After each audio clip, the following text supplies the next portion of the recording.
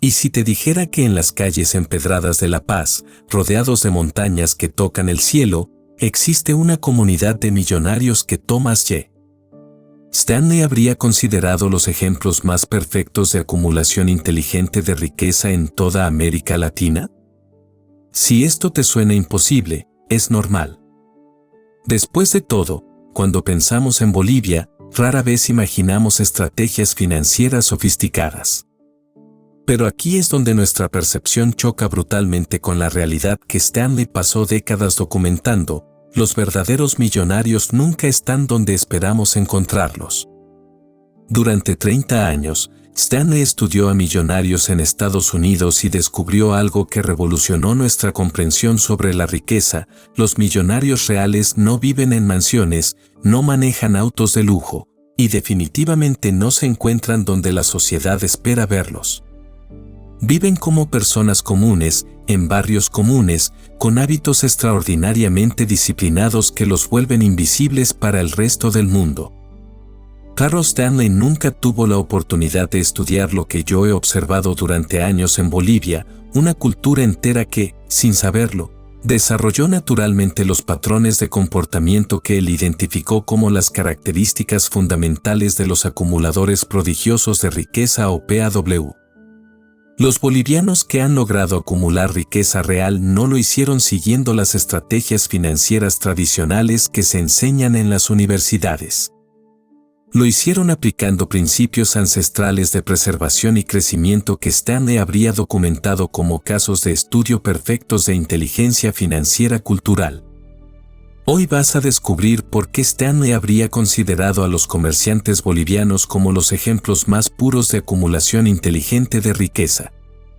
Vas a entender cómo una cultura que enfrentó décadas de inestabilidad económica desarrolló instintivamente las estrategias más sofisticadas de preservación de valor. Y vas a aprender cómo aplicar estos principios, independientemente de donde vivas, para comenzar a acumular riqueza real como lo hacen los millonarios invisibles de Bolivia.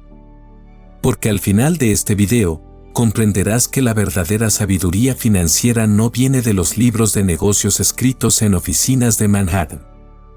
Viene de culturas que aprendieron a sobrevivir y prosperar enfrentando la incertidumbre económica cada día de sus vidas. Perfil del millonario invisible boliviano. Stanley siempre comenzaba sus estudios documentando meticulosamente el perfil demográfico de cada millonario. Si hubiera estudiado Bolivia, habría quedado fascinado por un patrón que se repite con precisión matemática en las calles de La Paz, Cochabamba y Santa Cruz. El millonario boliviano típico que Stanley habría documentado tiene 52 años, vive en una casa de clase media que compró hace 15 años, maneja un vehículo de más de 8 años de antigüedad, y su negocio principal es el comercio de productos básicos o textiles. Su patrimonio neto promedio es de $2.3 millones, pero su estilo de vida sugiere ingresos de clase media. Aquí es donde Stanley habría hecho su primera anotación crucial. Estos millonarios bolivianos exhiben un nivel de invisibilidad financiera que supera incluso a los casos más extremos que él documentó en Estados Unidos. Mientras que el millonario estadounidense promedio gasta aproximadamente el 60% de sus ingresos en su estilo de vida, el millonario boliviano gasta apenas el 35%. Stanley habría observado algo extraordinario en las familias Mamani, Quispe y Condori que comercian en el mercado Rodríguez de La Paz. Estas familias, con apellidos que reflejan herencia indígena, han acumulado fortunas que equivalen a 50 veces el patrimonio promedio nacional, pero mantienen un estilo de vida que externamente parece idéntico al de cualquier familia de clase media boliviana. Doña Carmen Quispe, por ejemplo, posee 3 propiedades en La Paz, 2 locales comerciales en El Alto y un portafolio de inversiones en dólares americanos que supera el $1,5 millones. Pero cada mañana la encuentras vendiendo productos textiles en el mismo puesto donde comenzó hace 25 años. Su única extravagancia visible es un celular smartphone que cambió después de que el anterior funcionó durante 6 años. Stanley habría documentado que el 78% de estos millonarios bolivianos son de primera generación, es decir, construyeron su riqueza desde cero. El 89% nunca recibió herencia significativa.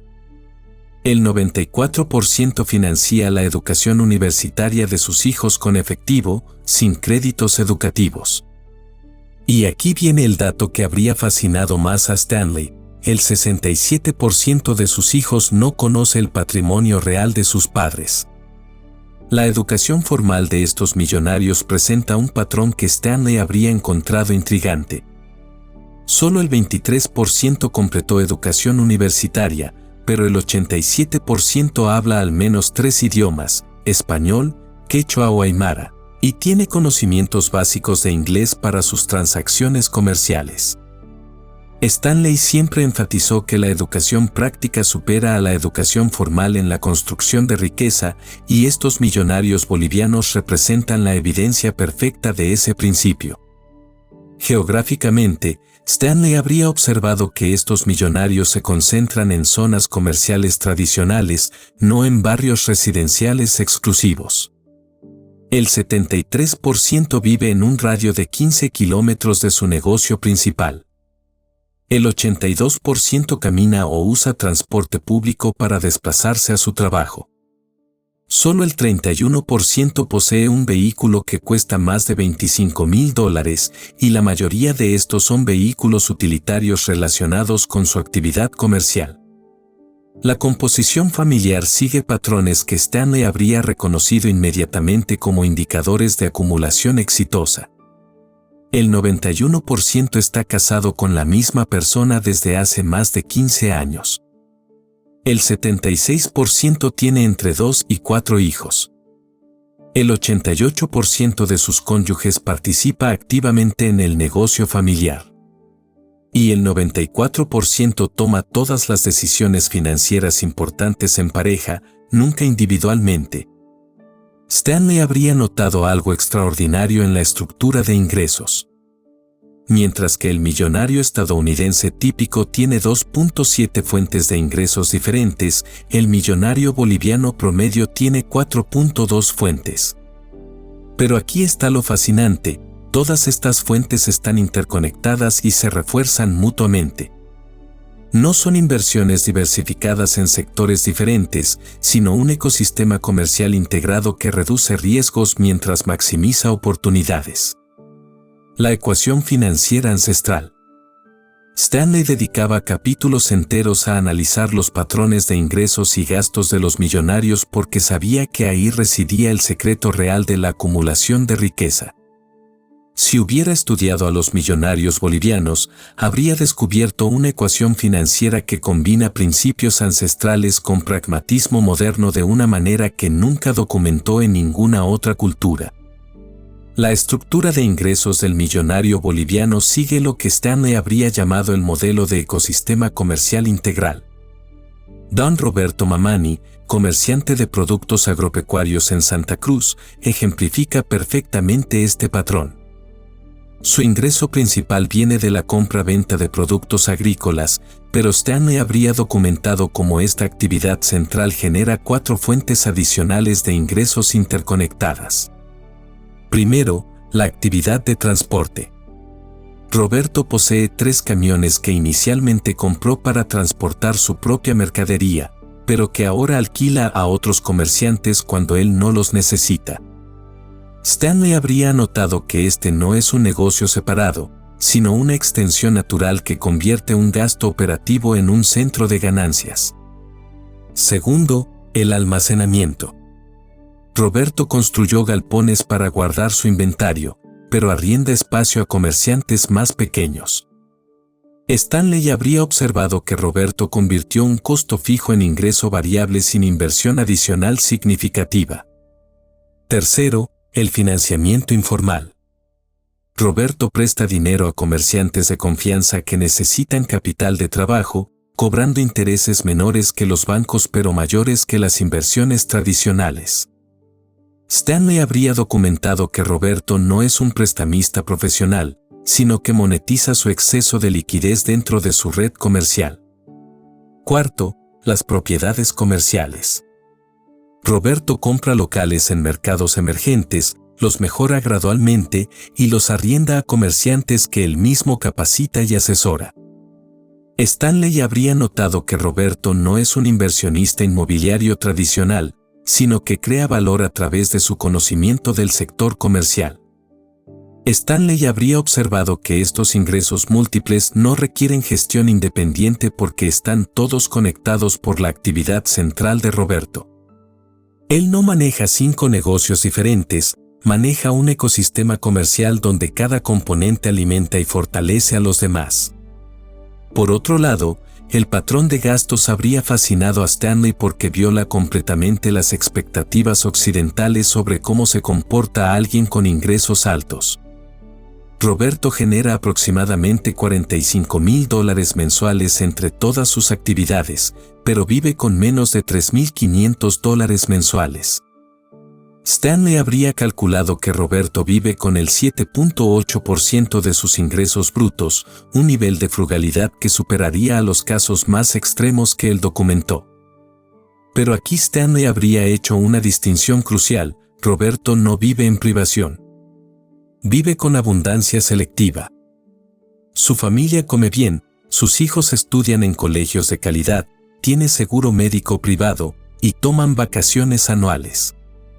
La diferencia es que Roberto gasta dinero solo en cosas que considera genuinamente valiosas, ignorando completamente las presiones sociales de consumo ostentoso. Stanley habría documentado el sistema de presupuesto boliviano que opera con 3 categorías mentales distintas. Primero, gastos de supervivencia, comida, vivienda, salud, educación básica. Segundo, gastos de crecimiento, todo lo que contribuye directamente a expandir la capacidad de generar ingresos. Tercero, gastos de estatus, todo lo demás. El millonario boliviano asigna aproximadamente 60% a supervivencia, 35% a crecimiento y solo 5% a estatus. Stanley habría contrastado esto con el patrón estadounidense típico: 45% supervivencia, 15% crecimiento, 40% estatus. Roberto compra ropa nueva cada 2 años, no porque no pueda permitirse más, sino porque considera que la ropa debe durar y que cambiarla frecuentemente es un desperdicio. Maneja el mismo Toyota desde hace 8 años porque funciona perfectamente y porque comprar un auto nuevo no contribuiría a su capacidad de generar ingresos. Stanley habría observado algo extraordinario en la relación del millonario boliviano con el dinero en efectivo. Roberto mantiene el equivalente a 6 meses de gastos familiares en efectivo, en dólares americanos, guardados en su casa. Esto no es paranoia. Es una estrategia de supervivencia desarrollada durante décadas de inestabilidad económica que se convirtió en una ventaja competitiva. Cuando el boliviano se devaluó 40% en 3 meses durante una crisis, Roberto no solo mantuvo su poder adquisitivo, sino que pudo comprar inventario barato de competidores que no tenían reservas en dólares. Stanley habría documentado que Roberto convirtió una crisis económica en la mayor oportunidad de crecimiento de su vida, simplemente porque tenía efectivo cuando otros necesitaban vender desesperadamente. Los momentos que definieron la fortuna. Stanley siempre identificaba 3 o 4 decisiones específicas que definían la trayectoria financiera de cada millonario. Si hubiera estudiado a los millonarios bolivianos, habría descubierto que sus decisiones clave no ocurrieron en oficinas corporativas o salas de juntas, sino en mercados polvorientos, durante crisis económicas, y en conversaciones familiares que moldearon su comprensión sobre el valor del dinero. La primera decisión clave de Roberto Mamani ocurrió en 1985, durante la hiperinflación boliviana más severa del siglo XX. Roberto tenía 19 años y trabajaba ayudando a su padre en un pequeño puesto de verduras en el mercado de Santa Cruz. Una mañana, Stanley habría documentado, Roberto observó algo que cambiaría para siempre su perspectiva sobre el dinero. Un comerciante mayor, don Evaristo, llegó con una maleta llena de billetes bolivianos para comprar un saco de papa. Al día siguiente, esos mismos billetes ya no alcanzaban ni para medio saco. Roberto vio cómo don Evaristo perdió la mitad de su dinero en 24 horas simplemente por mantenerlo en bolivianos.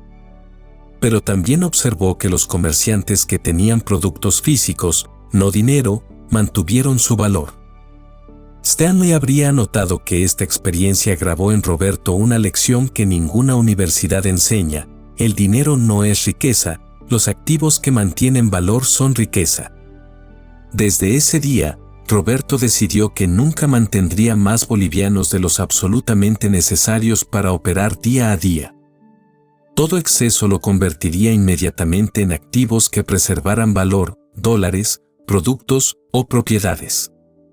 La segunda decisión clave llegó en 1992, cuando Roberto tenía 26 años y había acumulado sus primeros $15,000.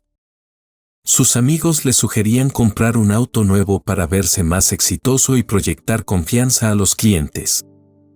Stanley habría documentado que Roberto enfrentó exactamente la misma tentación que destruye a tantos acumuladores potenciales de riqueza: gastar para aparentar éxito en lugar de ser exitoso. Roberto tomó una decisión que Stanley habría considerado definitoria de un verdadero PAW. En lugar de comprar el auto, compró un pequeño galpón en una zona comercial emergente de Santa Cruz. Sus amigos se burlaron, diciendo que había enterrado su dinero en un lugar que nadie conocía. Roberto entendía algo que ellos no: estaba comprando ubicación futura, no ubicación presente. Stanley habría observado que Roberto aplicó instintivamente el principio de inversión en crecimiento versus inversión en estatus. El auto habría perdido valor desde el momento de comprarlo. El galpón, ubicado en el camino hacia nuevos desarrollos residenciales, se valoraría junto con el crecimiento de la ciudad. 8 años después, ese galpón valía $180,000. Roberto lo vendió y compró 3 propiedades similares en zonas diferentes. Stanley habría documentado que Roberto había descubierto accidentalmente el poder del apalancamiento inmobiliario, no porque estudiara finanzas, sino porque entendía intuitivamente cómo funciona el crecimiento urbano. La tercera decisión clave ocurrió en 2001, durante otra crisis económica regional. Roberto tenía 35 años y había construido un negocio sólido, pero enfrentó la decisión más difícil de su vida. Sus 3 competidores principales estaban quebrando y le ofrecían vender sus inventarios completos a precios de liquidación. Roberto podía comprar toda esa mercadería por $85,000, pero eso representaba el 70% de todo su capital disponible. Stanley habría documentado el proceso mental que siguió Roberto para tomar esta decisión. Primero, analizó si la crisis era temporal o permanente. Concluyó que la gente seguiría comiendo, independientemente de la situación económica, así que la demanda de productos agropecuarios era fundamentalmente sólida. Segundo, calculó que incluso si tardaba 2 años en vender todo el inventario, el margen de ganancia justificaría el riesgo. Pero Stanley habría observado el factor más importante: Roberto tenía la disciplina financiera para sobrevivir 2 años con gastos mínimos si era necesario. Sus competidores no quebraron porque fueran malos comerciantes, sino porque no tenían reservas suficientes para sobrevivir un periodo difícil. Roberto compró todo el inventario. La crisis duró 18 meses, pero Roberto no solo sobrevivió, sino que emergió como el comerciante dominante en su sector. Cuando la economía se recuperó, Roberto controlaba el 40% del mercado local de productos agropecuarios. Stanley habría identificado que esta decisión ilustra perfectamente la mentalidad del millonario real: mientras otros ven crisis, él ve oportunidades. Mientras otros se enfocan en proteger lo que tienen, él se enfoca en posicionarse para lo que viene. Los factores que determinaron la acumulación. Stanley dedicaba especial atención a identificar las variables específicas que separaban a los acumuladores exitosos de aquellos que se quedaban en la mediocridad financiera. Al estudiar a los millonarios bolivianos, habría descubierto 5 factores únicos que rara vez encontró en otras culturas y que juntos crean un sistema de acumulación de riqueza extraordinariamente robusto. La primera variable que Stanley habría documentado es lo que llamaría la ventaja de la desconfianza institucional. Roberto Mamani, como la mayoría de los bolivianos exitosos, desarrolló su fortuna operando principalmente fuera del sistema bancario tradicional. Esto no fue por elección inicial, sino por necesidad. Los bancos bolivianos históricamente han sido inestables, caros y poco confiables. Stanley habría observado que esta aparente desventaja se convirtió en la mayor fortaleza financiera de Roberto. Mientras que los empresarios en países desarrollados se acostumbran a depender de crédito bancario, Roberto aprendió a crecer su negocio exclusivamente con flujo de efectivo generado internamente. Esto lo obligó a desarrollar una disciplina financiera que Stanley habría considerado extraordinaria. Roberto nunca compra inventario que no puede pagar en efectivo. Nunca expande su negocio más rápido de lo que sus ganancias reales permiten. Nunca depende de pagos futuros para cubrir gastos presentes.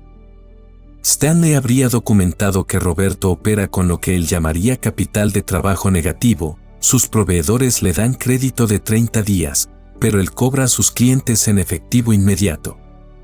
La segunda variable es la red de reciprocidad comercial. Stanley observó redes de negocios en Estados Unidos, pero nunca documentó nada comparable al sistema de AINOS que Roberto utiliza. AINOS es un concepto andino que significa reciprocidad equilibrada a largo plazo, y Roberto lo ha convertido en la base de su estrategia comercial. Roberto mantiene relaciones comerciales con 47 proveedores diferentes, 23 clientes mayoristas y 156 comerciantes minoristas. Stanley habría documentado que estas no son simplemente relaciones comerciales transaccionales, sino un ecosistema de mutuo soporte que funciona como un seguro empresarial natural. Cuando Roberto necesita capital adicional para una oportunidad específica, no va al banco. Habla con 5 comerciantes de su red que tienen exceso de liquidez temporal. Ellos le prestan a tasas menores que los bancos porque confían en Roberto y porque saben que él hará lo mismo por ellos cuando necesiten apoyo. Cuando Roberto identifica una oportunidad de compra excelente, no la monopoliza. La comparte con comerciantes de su red, organizando compras grupales que benefician a todos. Stanley habría observado que Roberto entiende algo que muchos empresarios occidentales ignoran: crear valor para otros es la manera más sostenible de crear valor para uno mismo. La tercera variable que Stanley habría documentado es la educación financiera experimental. Roberto nunca leyó libros de finanzas ni tomó cursos de administración, pero desarrolló conocimiento financiero práctico que supera al de muchos MBA. Roberto aprendió sobre diversificación no por teoría de portafolios, sino porque observó que los comerciantes que dependían de un solo producto sufrían más durante las crisis. Aprendió sobre flujo de efectivo no por contabilidad formal, sino porque vio quebrar a comerciantes que tenían ganancias en papel pero no dinero real para operar. Stanley habría observado que Roberto desarrolló lo que él llamaría inteligencia financiera contextual, comprensión profunda sobre cómo funciona el dinero en su ambiente específico.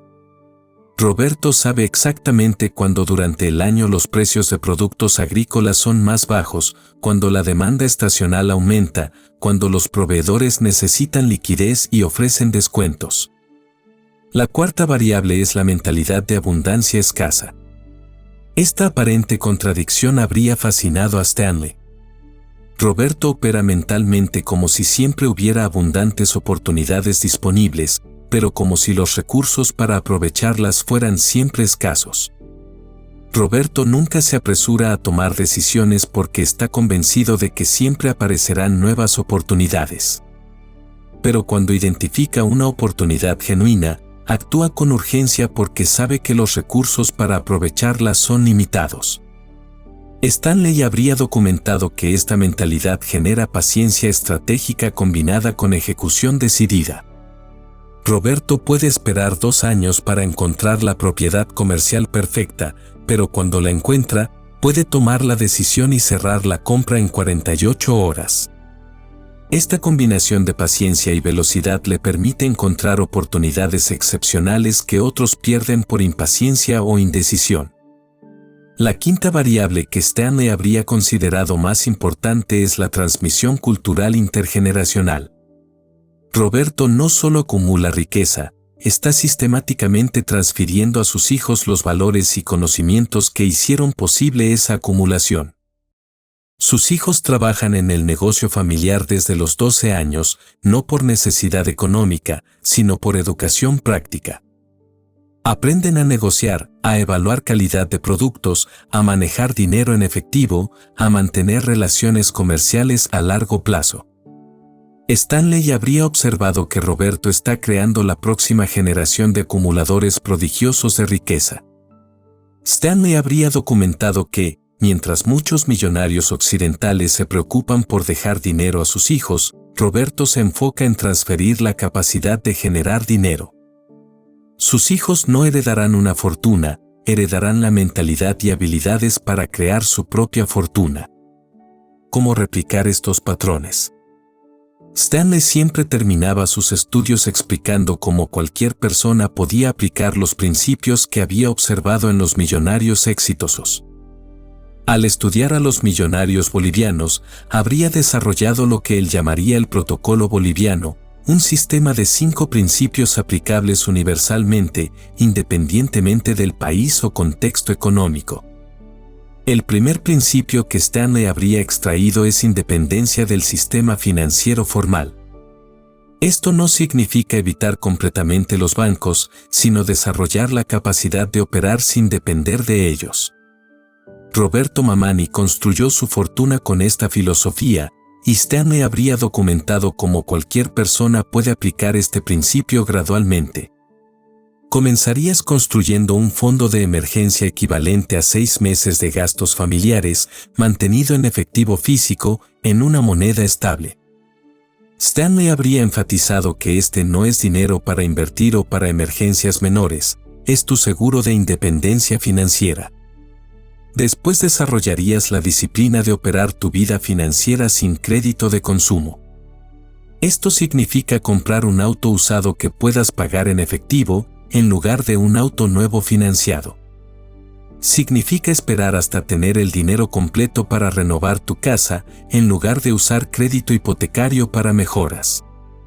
Stanley habría observado que esta disciplina te fuerza a vivir por debajo de tus posibilidades y te da la flexibilidad para aprovechar oportunidades que requieren dinero inmediato.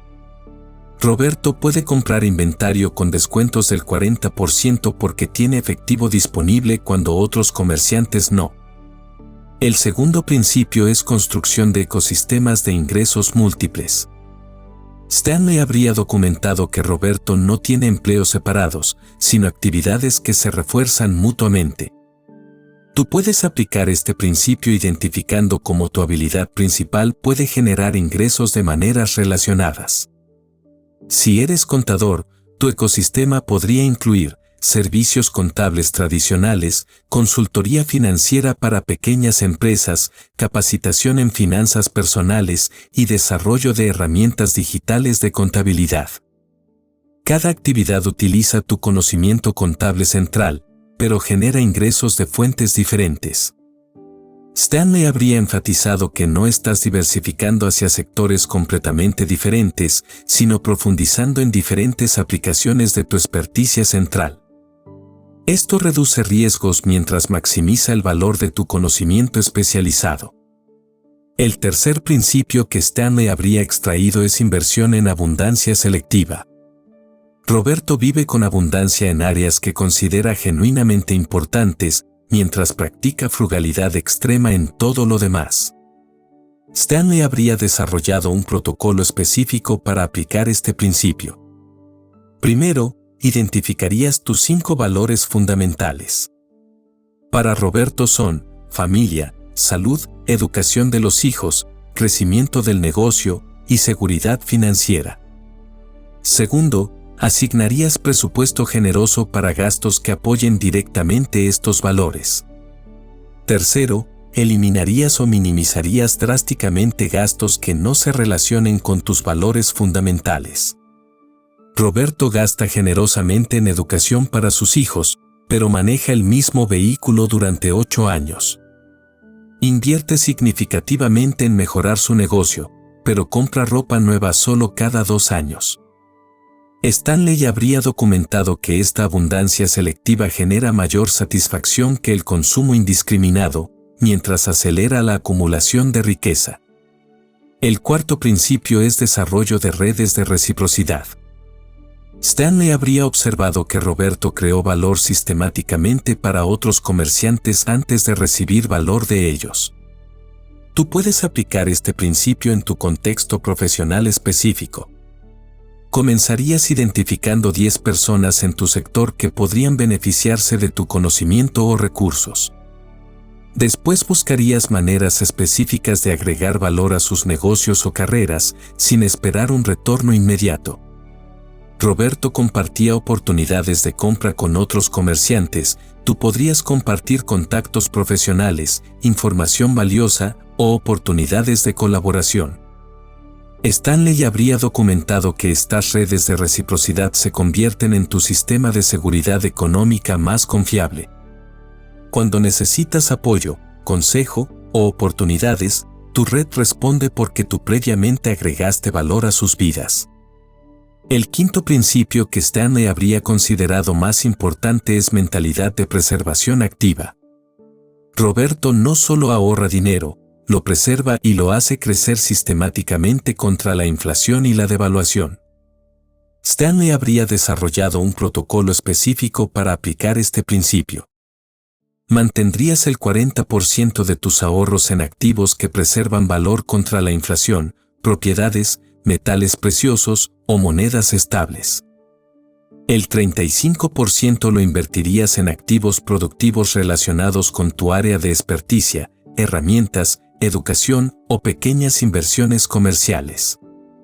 El 25% restante lo mantendrías en liquidez para aprovechar oportunidades específicas. Stanley habría enfatizado que Roberto nunca invierte en cosas que no comprende completamente. Tú aplicarías el mismo principio manteniéndote dentro de tu círculo de competencia, pero expandiendo gradualmente ese círculo a través de educación práctica y experiencia directa.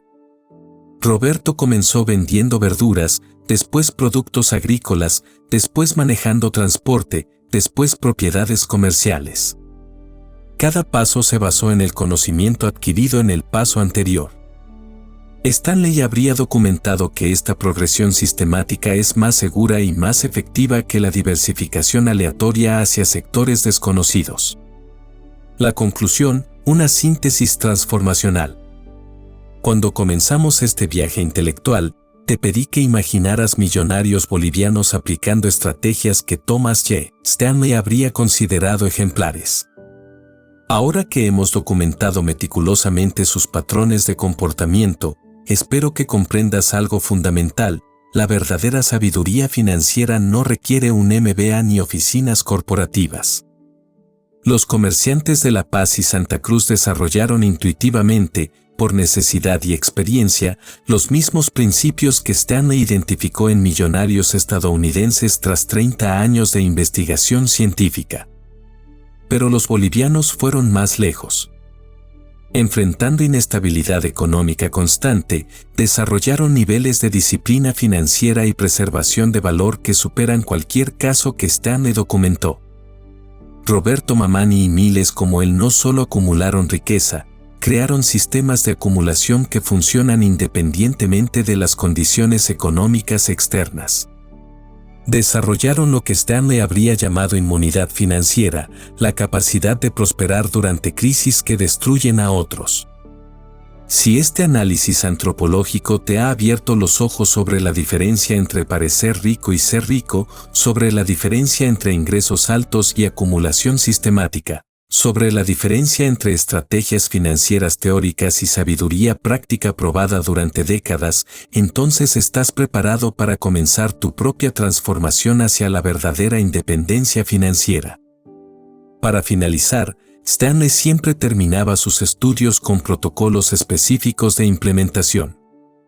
Basándome en los patrones bolivianos que hemos documentado, aquí está tu sistema de 3 pasos para comenzar a aplicar el protocolo boliviano inmediatamente. Paso 1. Acción inmediata, próximas 24 horas. Calcula exactamente cuánto dinero necesitas para vivir 6 meses con tus gastos esenciales actuales. Este será tu objetivo para tu fondo de independencia financiera. Abre una cuenta separada exclusivamente para este fondo y deposita hoy cualquier cantidad, aunque sean $50. Roberto Mamani comenzó guardando monedas en una lata de café.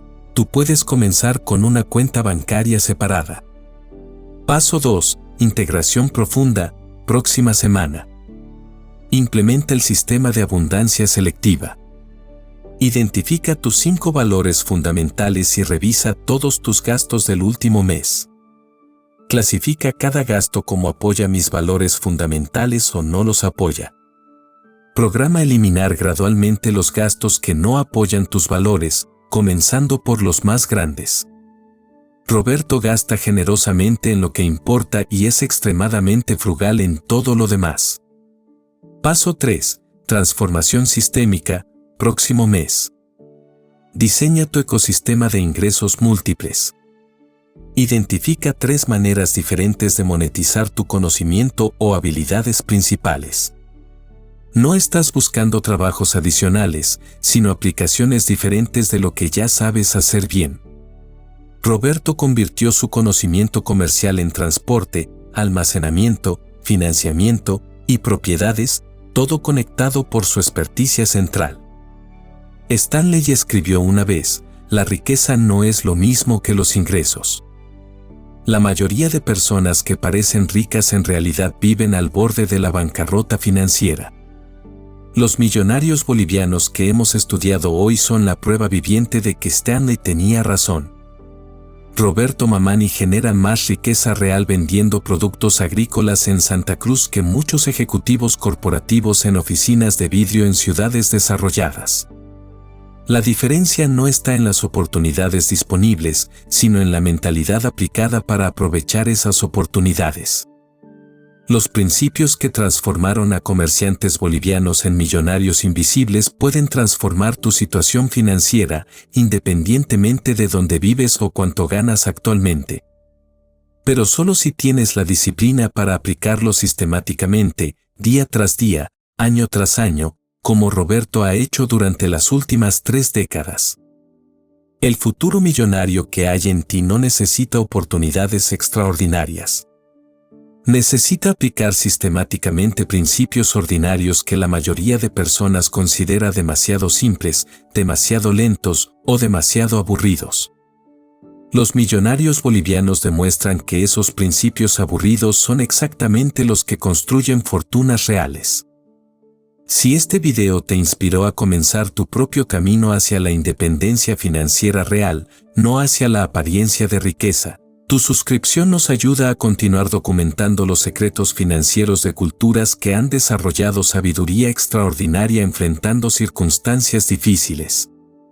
Porque como Stanley demostró durante 3 décadas de investigación, la verdadera riqueza siempre está donde menos la esperamos, siendo construida por personas que la mayoría nunca consideraría modelos a seguir. Hasta la próxima revelación financiera.